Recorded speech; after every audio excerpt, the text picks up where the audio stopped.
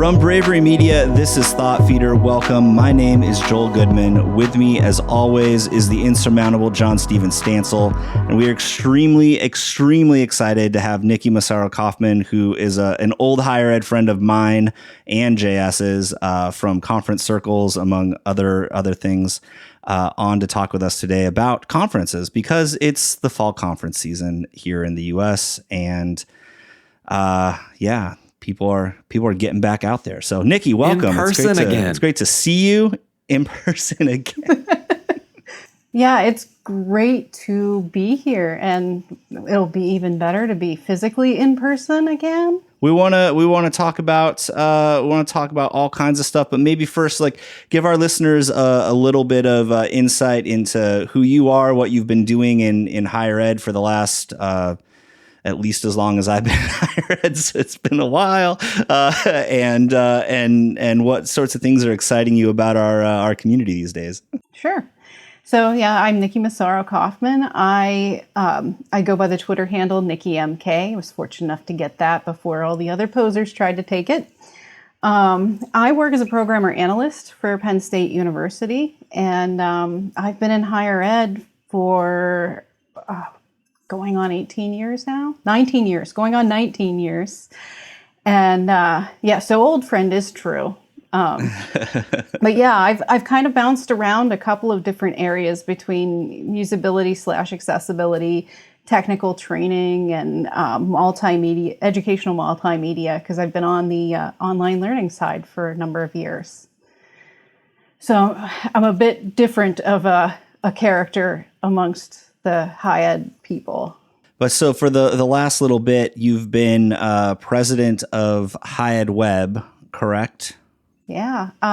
This is my second year as president. Second year. I've been on the board. This is my fifth year on the board of directors, but second year as president. So this is my first presidential year that I'll get to see people in person. And in Little Rock, just down the street from me. Yes. Amazing. I just drove through Little Rock, and I mean, I am going to be at HighEdWeb speaking, so that's I'll be back. But I just drove through Little Rock a couple weeks ago after spending some time in Louisville, Kentucky, and it's just a nice town. Yeah, we do our board retreats.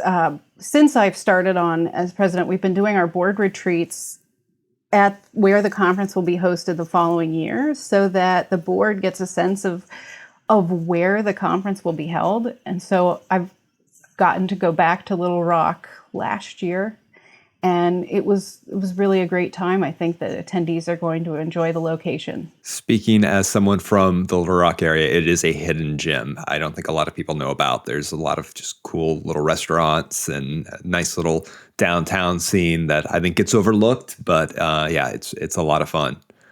But super excited because yes, for the past few years, HighEdWeb has been online only, like many conferences for the pandemic, and those conferences were amazing. Like one thing I've always loved about HighEdWeb is like how well organized, like what a finely tuned machine it is compared to other conferences. Not to down other conferences, I just think HighEdWeb just kind of steps it up just that much to make it extra special and working really well. But I'm so excited for it to be in person again, because there's just an energy to being in person that, sometimes doesn't always translate digitally. So what are you most excited about as far as returning to the in-person conference experience?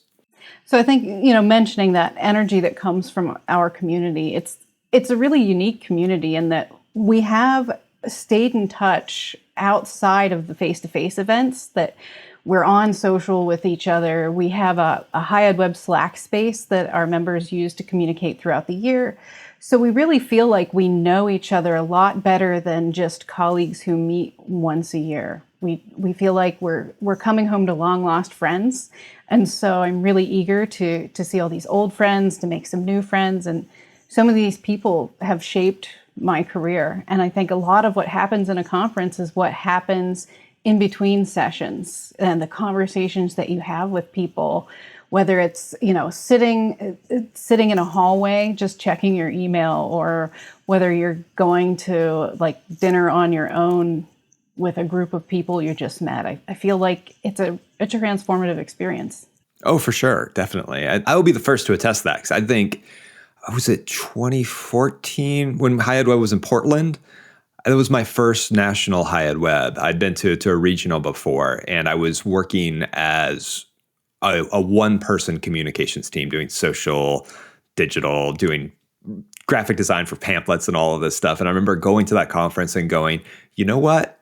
And talking to people and going to conferences and having those interactions and being like, I could do social media full time. And that was the moment like that shifted for me. So yes, I mean, these conferences and HighEdWeb in particular can be very transformative. Did we meet in 2008 in Springfield, Nikki?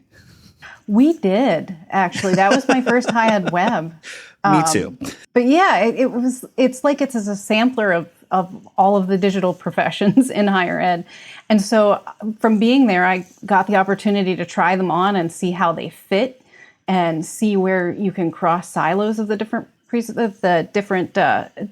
specialties within higher ed. And I think that's a really special thing. And it's a conference of doers.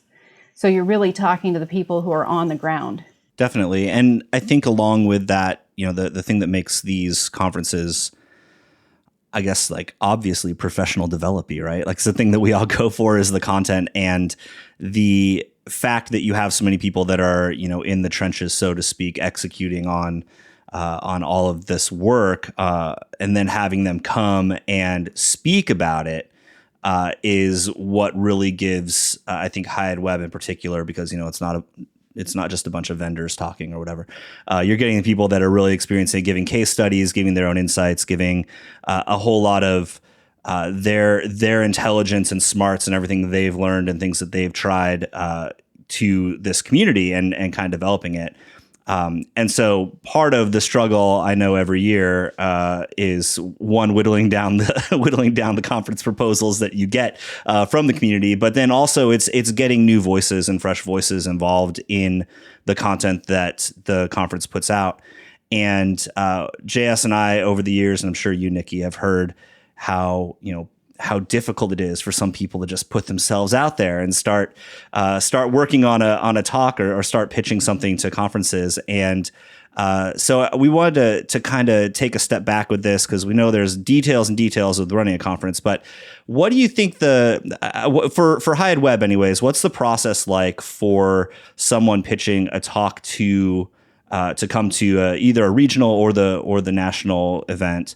And do you have any tips for people that haven't put together a talk yet, or have been considering it, maybe like, oh, I want to go speak at a conference, but they don't know how to get started? Sure. So our call for proposals for the annual is around February. And the annual is the hybrid event, so it'll be in person and online. So for 2023, we're in Buffalo, and if you'd like to present there, the February call for proposals happens then. We also have 2 summits that are online, the analytics and the accessibility, that will have a similar time frame for calls for proposal. But I find myself that if you wait until the call for proposals opens, you're spending a good chunk of the time trying to come up with ideas of what you want to present, and then trying to put the talk together. And if you're trying to co-present, trying to herd all the cats in one room to put the proposal together. So what I do typically is I keep a Google Doc as a presenter myself. And when I get inspired and have an idea on a thing I could present on, I drop it in the Google Doc.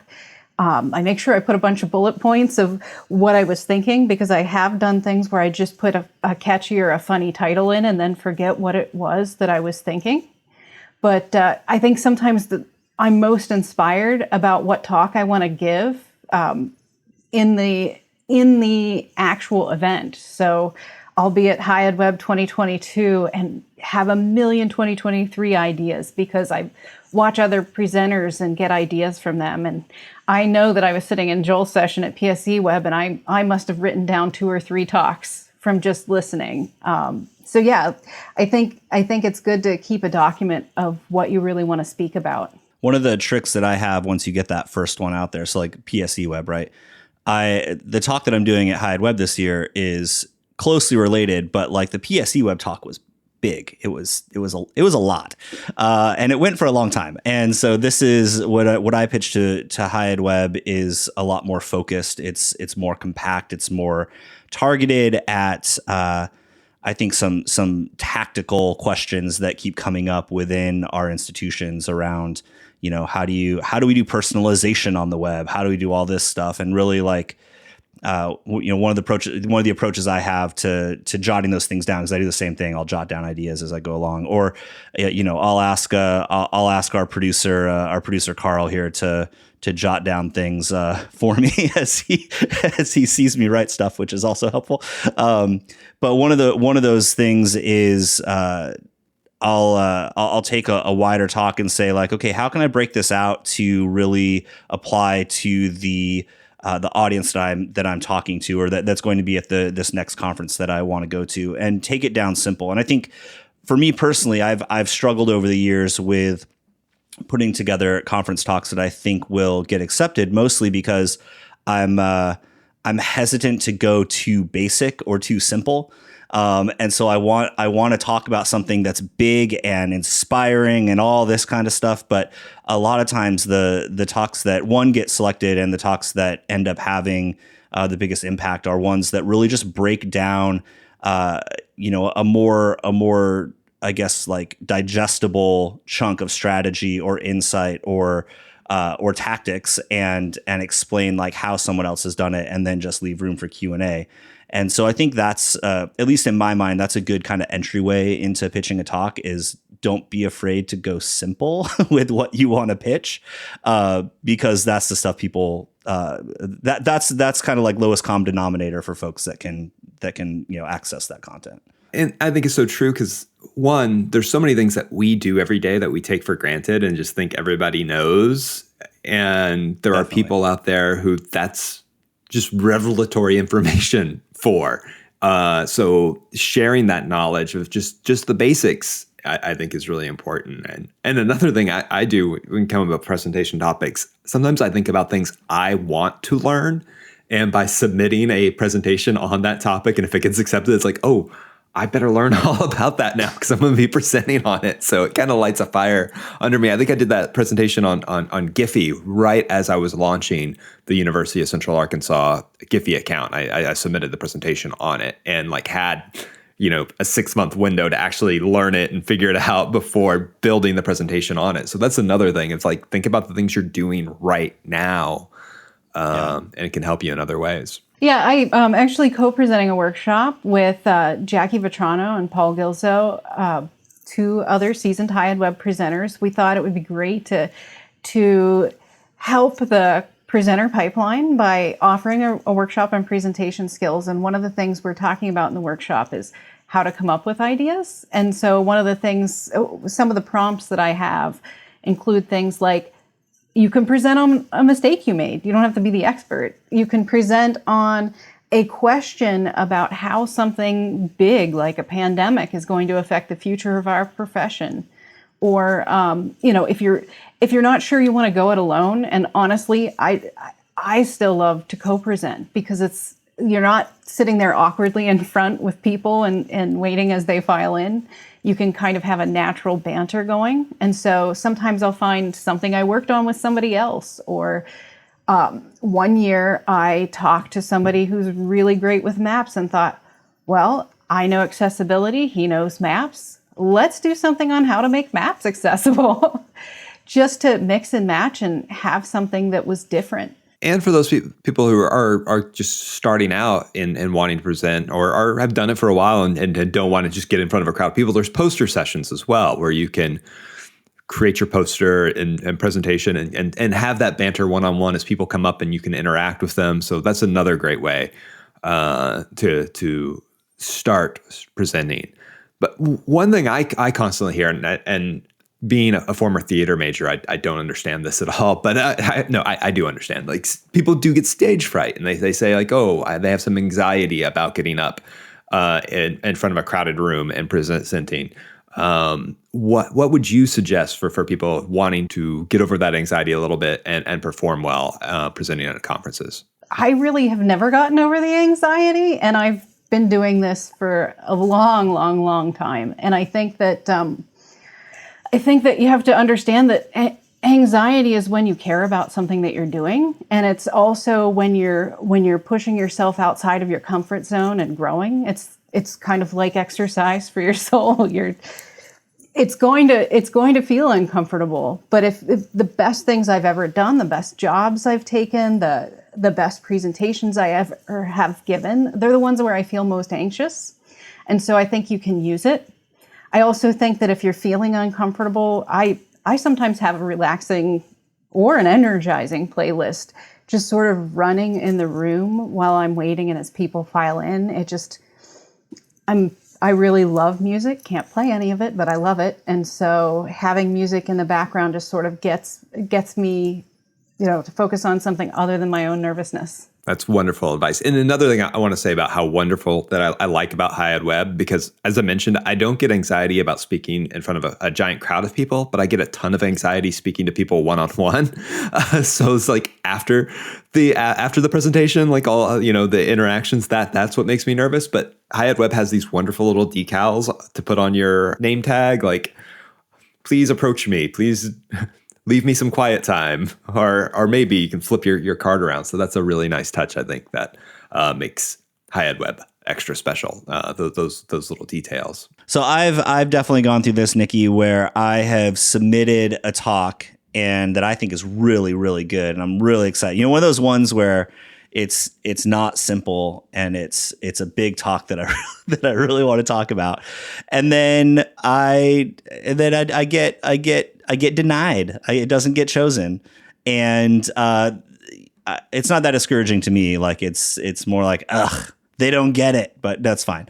But I know for folks especially folks that haven't actually done this or kind of new to submitting talks, like that can be a discouraging thing and can sometimes even prevent them from, trying to test that out at other places. Any tips that you have for that? I mean, I think part of it's just like you gotta build up some self-esteem and keep trucking. But coping with that disappointment of not being able to do this talk that you want, maybe like help listeners kind of understand the selection process and all that kind of stuff. I think one of the things I've done to kind of work around it was always to submit more than one proposal and let the program chairs see what resonates with them. But yeah, there's sometimes a topic that you would love to do, and it feels like they're just not ready for it for whatever reason. Maybe the attendees don't know what this thing is. Maybe it's like 5 cognitive leaps ahead of what anybody else is doing, and you've got to wait for the world to catch up or whatever. But it's really thinking about who the attendees are and what they want.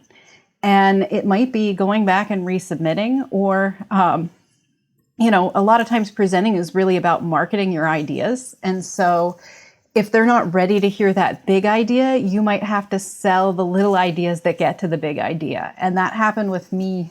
We're doing, the other workshop I'm doing is a web components workshop, which is a very, very technical topic, but it's also something that people would have to pay extra for. And so I can understand why it didn't get picked the last couple of times I pitched it, because if nobody knows what these are and why they would want to pay extra money to attend a session, of course, this isn't going to be something that would get picked.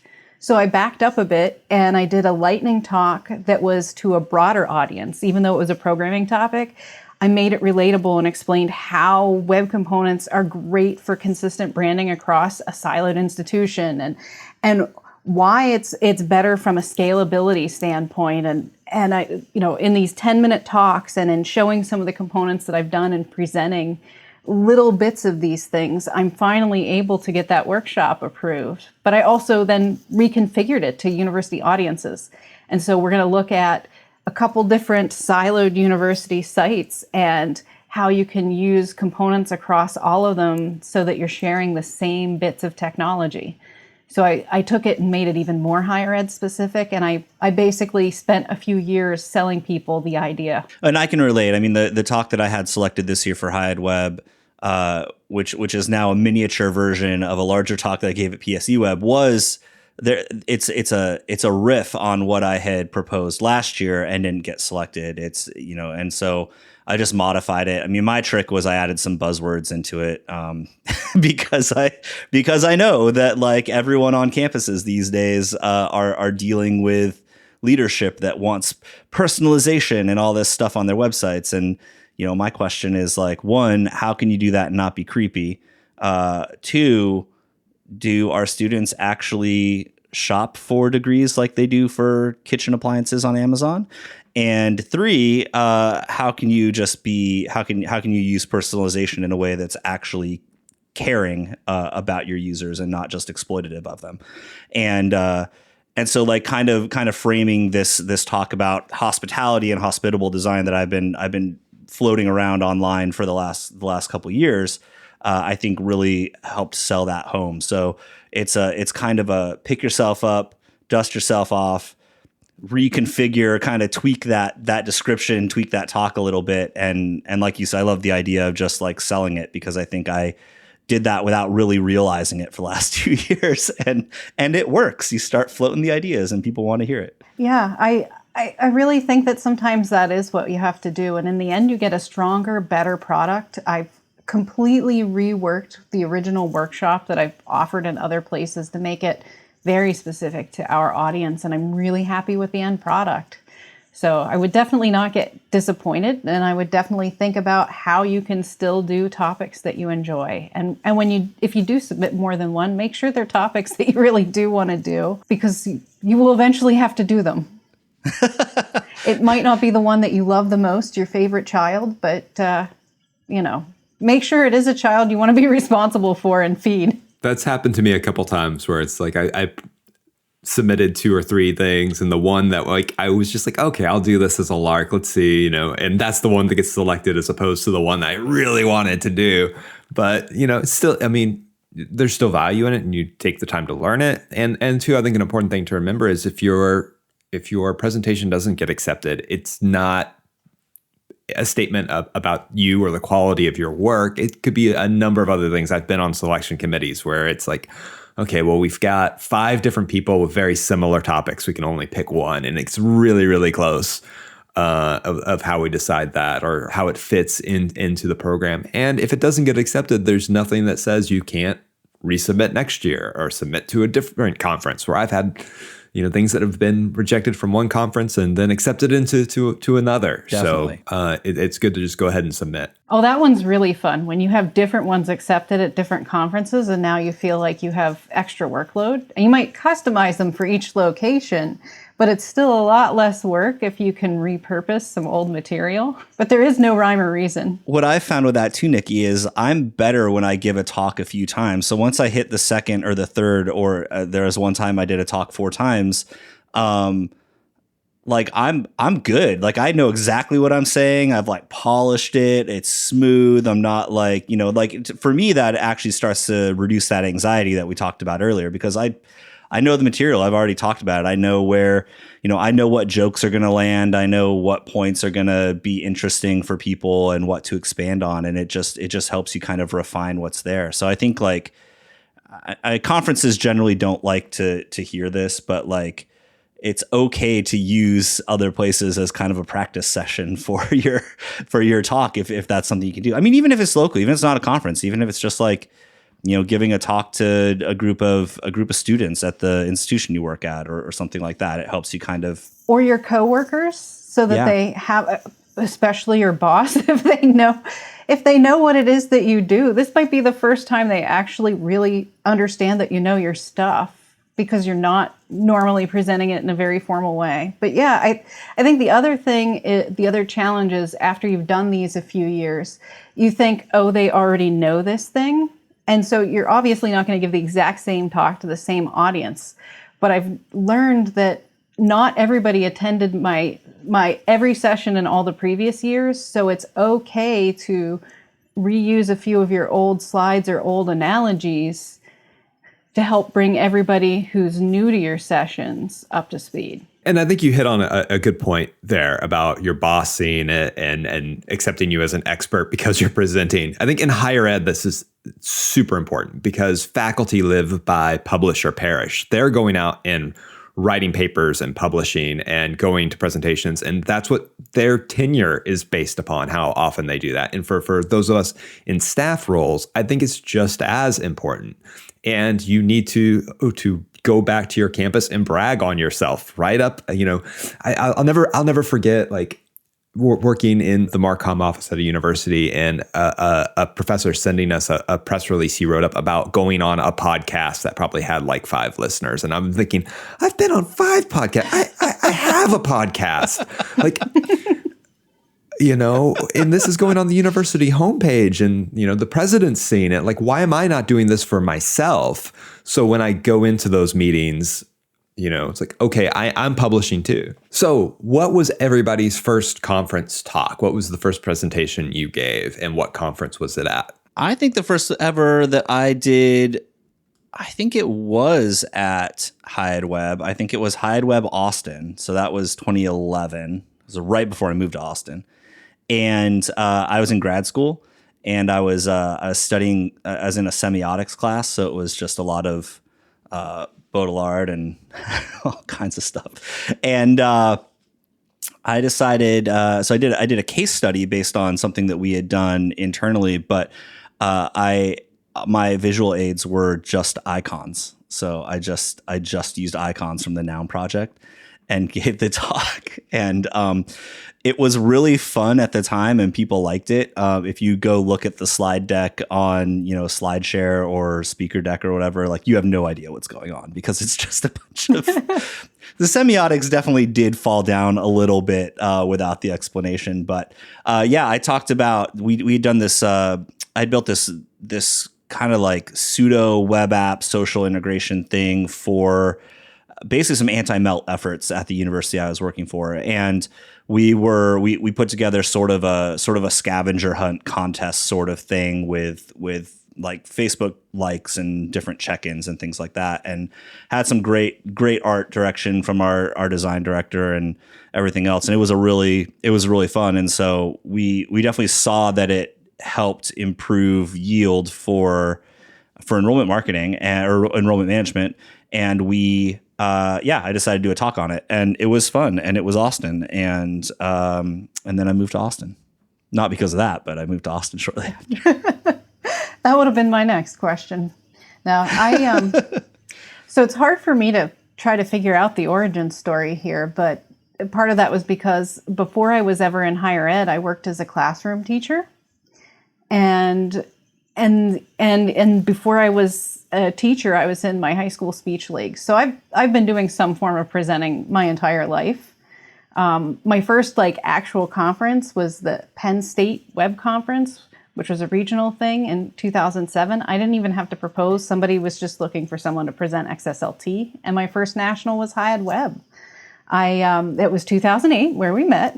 Somebody said a coworker wanted to do a poster session together, and then the coworker was unable to make it. I didn't really know anybody.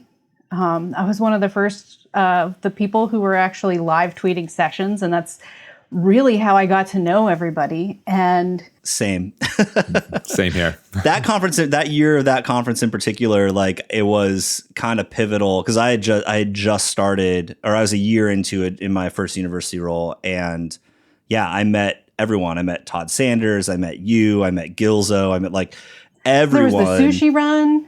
There, with Feenan and it was transformative. It really was, and all of that around all of the connection on Twitter before the conference, and then the activity on Twitter during the conference, and then from there we've just had this really tight knit community of kind of the OGs that were in that group around 2007 to 2009. Yeah, it was I came in new. I was so worried about what would I do, and then I made these lifelong friends, and those lifelong friends gave me all these additional opportunities and encouraged me. So HighEdWeb really got me on Twitter too. I think before my first HighEdWeb was a Little Rock regional, And I still had like some AOL screen name type handle on Twitter, and like was on the back channel, and I was like super embarrassed. Like, oh yeah, I don't even want to mention it now. Like, I was like, oh, yeah, I probably you can use Twitter professionally. This is awesome. 2, like, I better change my handle to something that I'm not, like embarrassed to introduce myself as. So yeah, the back channel at HighEdWeb is very active and a lot of fun. I think my first presentation was I was at a international, I can't remember the organization now. I started in the classroom as well, and it was about using social media to reach international students. And it was very much hey, there's this new thing called Facebook, and you can get on it and talk to students and share events and things like that. And and a couple years later, that was my first HighEdWeb national presentation. Was a poster session on that topic in Portland. I feel like I measure like these moments of my life in these HighEdWeb locations. It's like that was the Portland year. Yeah. That was second Milwaukee. I think I missed Portland, which was a bummer because my sisters live in Portland and I wanted to go see them. But I had to miss Portland. I think it like landed on my wife's birthday and I was like, I need to be home for a birthday. and then I think I missed second Milwaukee, but I was there for first and third and fourth. So much Milwaukee. I missed Austin and first Milwaukee, and I had so much FOMO that honestly, this is really terrible, but when I would bid new jobs at Penn State, I would ask as part of my questions of interviewing them, like, what's your travel budget? And, how many conferences can I attend? Because there are a lot of intangible factors when you negotiate. If you can't negotiate on salary, if they say this is as high as we go, then you start asking for things like work at home days and HighEdWeb. And that's another advantage of presenting, because many conferences have discounts for presenters. So when those budgets are tight, like that was like the only way I could go to conferences was if I was presenting. So it's like, okay, well, I need to get something in so I can actually get the budget to attend. Well, presenting and volunteering, we've got some really neat. Because sometimes it's hard to get a good leadership role in higher ed unless you have some experience leading. We've got a chair for sponsorship and a vice chair in the membership committees in HighEdWeb that are good opportunities to get involved. And if you track your volunteer time, you can use those toward conference benefits. So if you're not ready to present, or if you are ready to present but you want to get to know the community better, that's also a good way to get involved and get out there. Exactly. Yeah. Getting out involved it adds another layer to the whole experience too. You're giving back to it as well. So it's a great opportunity. And it's also segs well into our next question, the value of networking, right? How, I think we talk so often about some of the biggest takeaways from conferences actually don't come from the presentations themselves. They come from the networking times between those presentations. So how important is networking at conferences to you, Nikki? I think it's one of the key pieces of a conference. I mean, you do have when you present, you're getting out there because you might get tweeted and retweeted from presenting, and all of a sudden, you get these upticks in LinkedIn and some more Twitter activity. But the other part is just going out and talking to people and expanding your network.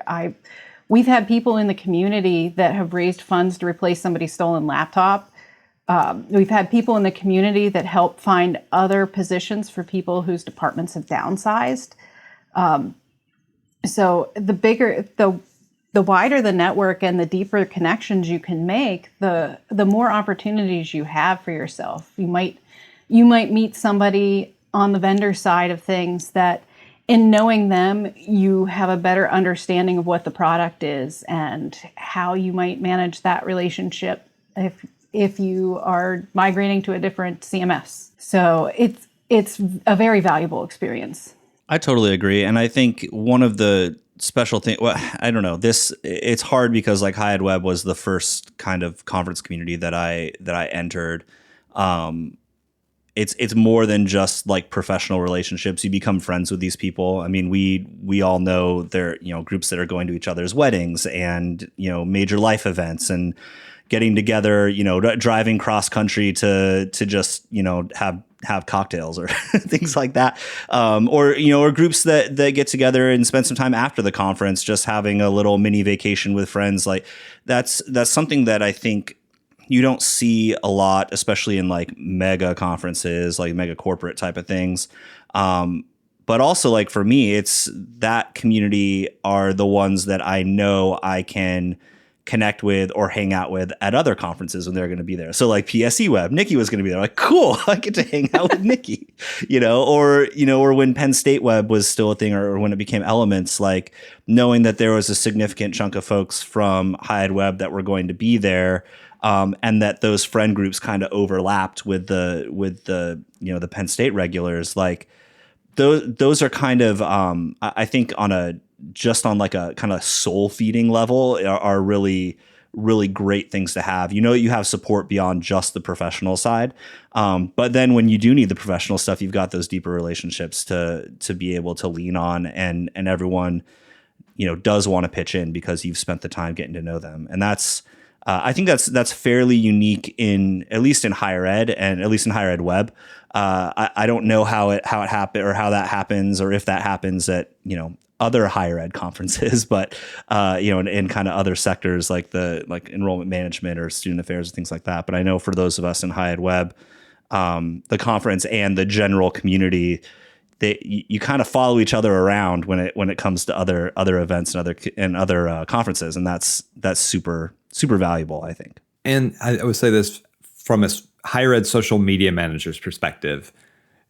So many higher ed social media managers are the only social media person on their campus. So getting to a conference and being able to talk to other people who do your job and understand it and understand the difficulties is just, for your mental health, if nothing else, that you need that network of other people doing your job that you can talk to and commiserate with and share ideas too, but mostly commiserate. There's a lot of value in commiseration. There's a lot. Yeah, exactly. And just going, it's not just me that's dealing with this problem, because it feels like that. There are a few HighEdWeb years where it was mostly commiseration, and you see, you have this group of people that go through similar industry ups and downs together, and so it's just a little bit more resilience and definitely camaraderie. So yeah, I know. I've gone. If I've been traveling to a certain city and I know there are people nearby, some of the conference folk that I'm friends with, I might say, "Hey, I'll be running through this city at this time," or if there's a concert I really want to see and it's 4 hours away. Actually, I have a conference friend amongst HighEdWeb people that we've gone to a number of events this year, conferences, just because we can. And it's kind of neat to be able to just get together and do that stuff. But I do think there's a double-edged sword there, in that because we all know each other over the years, from an outsider's perspective, it can feel like you're intruding, and it's really not. A lot of us are deep down really shy people, myself included, that just sort of project outgoingness. And we don't think of ourselves as insiders. We think of ourselves as outsiders. So we stick to the people that we know, but it's not because we don't want to meet new people. And so if you're new, know that we're always happy to have new faces, and don't worry, you're not crashing anything. And if you are one of the insiders who thinks there's still an outsider, I challenge you, when you go to these events, to meet some new people and invite them into your group and adopt a newbie. Because I've met some really great people when I actually joined the board and realized, oh, I'm an insider now. And now it's time to make more people insiders. And I think, I would have never met some of these people if I hadn't realized, oh yes, Nikki, you're kind of on the inside. This is about as inside as you can get. HighEdWeb is one of those magical few places where you can walk up to somebody and go, "Hey, I know you from Twitter," and not just be completely awkward and weird. Like, "Oh yeah, oh great, okay." So that's another great way to meet people at HighEdWeb. Some of the deepest conversations I've ever had are with conference people, conference friends, which is so. how do you even explain that to people? Like philosophical life discussions. Excellent. Well, I think all three of us are presenting at HighEdWeb this year. Nikki, you've mentioned a little bit about what you're presenting on, but we'll give it a conference roundup, what to expect from the three of us and at HighEdWeb. So let's go for it. So I did mention that we're doing a workshop for people who want to get better at presenting with seasoned presenters. That's a pre-conference workshop. I'm also doing a post-conference workshop on web components for university websites. That's for the more programmer crowd, but I usually like to present things so that people are coming from any level of experience. So if you know a little bit of HTML and a little bit of CSS, you're good. And then I am doing a session in costume about the magic script that progressively loads web components to increase the performance of websites and only load what you need when you need it. And so, because it's called the magic script and that's how we refer to it, I did order my top hat and my magician tailcoat. So, I like to have fun with my presentations and entertain myself. Hopefully other people will find it equally entertaining. We need a cosplay section of HighEdWeb. Like That's a different conference, JS. If you've ever wanted to just cosplay or present on something fun but relate it to work, this is the conference for it. Well, I'm doing my presentation on what higher ed can learn from the entertainment industry. So maybe I need to dress up like Invincible and give it that way. Yeah, I'm going to talk about some of my experiences over the past year or so working in the entertainment industry and how it relates to higher ed, what they can learn from it. Basically, spoiler alert, it's going to be all of those things that you've wanted to do on your social media, you probably should be doing because some of those big brands are doing that as well, and it's perfectly acceptable. And also, second spoiler alert: the grass isn't always greener on the other side. There are silos in other industries that are just as heavy as higher ed. And I will not be dressing up for my talk, but I am going to be speaking on a topic I've been talking about a lot called hospitable design, something I'm kind of working through, but essentially like how we can be kinder in the websites that we design, how we can really take a caring approach to designing interactions, designing experiences, and in this particular talk, how we can apply that to personalization on the web, which is a hot topic among our colleagues at institutions these days, because all they hear from their managers is, we need personalization, we need personalization. Oftentimes, they don't know what that means. So we're gonna break it down and figure out what that means. And JS and I are trying to figure out how we can do a live episode of Thought Feeder during the conference and maybe get some other voices from attendees in for the episode. So if you're there, look out for that. If you're not going to be there, you'll be able to listen to that, or probably we might even be able to do it live. We'll have to see. We've only done one live episode. There's a really good German beer garden in downtown Little Rock, and I think we should just set up the mics outside and do that. Have some sausages and if someone wants to be on the mic, they have to bring us a beer or a pretzel. Count me in. Yeah, definitely. So the conference is October 9th through 12th in Little Rock, Arkansas, and it's hybrid. So if you can't make it in person, definitely check it out. There are many other ways that you can get involved with HighEdWeb if you can't make it to this event. Like I said, we have a Slack space where we're around year round. And if you want to bring a regional to you, we definitely are looking for ways to host smaller, more travelable versions of HighEdWeb, because that in-person experience is something I think we are all just waiting for. Excellent. I can't wait to see you at HighEdWeb this year. Yay, face-to-face people. Thank you so much for listening to Thought Feeder. If you liked this episode and any of our other ones, you can rate and subscribe on Apple Podcasts, but you could also just subscribe to us anywhere that you like to get podcasts. That's Spotify, that's Google, that's Amazon, that's, Stitcher and Overcast and everything else. So wherever you like to listen to podcasts, we are there. We'd also appreciate you sharing this podcast if you think your friends would like it. We are on Twitter at ThoughtFeedPod. We are also on the web at thoughtfeederpod.com. And we would like to thank Nikki Massaro Kauffman for being on the show today. And Nikki, I'm so excited to see you in, a month plus, month and a week or two or something. So thanks for being on. It was great to have you. Thanks. It was great to be here.